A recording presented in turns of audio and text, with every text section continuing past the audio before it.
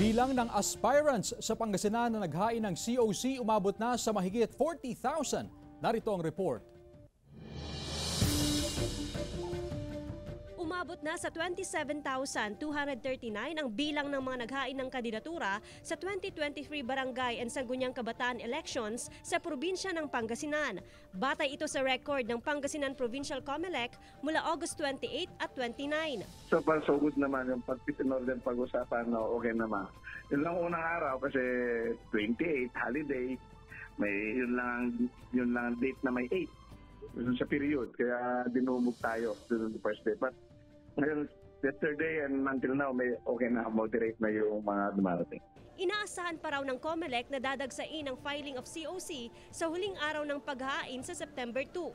Samantala, wala rin umanong naitalang violator ang Pangasinan Police Provincial Office kaugnay sa isinasagawa nilang COMELEC checkpoint simula nang ipatupad ito noong midnight ng August 27 hanggang 29. Paigtingin ang checkpoint habang papalapit ang eleksyon.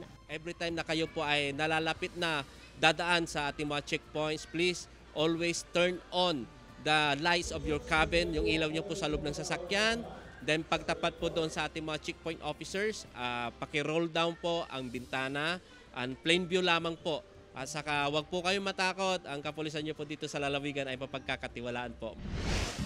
Dagsa rin ang mga kandidato sa COMELEC sa Cabanatuan City upang maghain ng COC. Alphabetical order ang schedule ng filing, kaya nauna ang mga may pangalang nagsisimula sa letters A at B.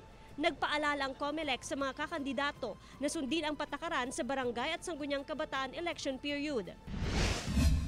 Patuloy din ang paghain ng kandidatura sa Pampanga. Sa bayan ng Guagua, madaling araw pa lang nakaabang ng ilang aspirant nung unang araw ng filing ng COC. Sa unang araw pa lang, aabot na sa 400 ang naghain ng COC. Joan Punsoy, One North Central Luzon.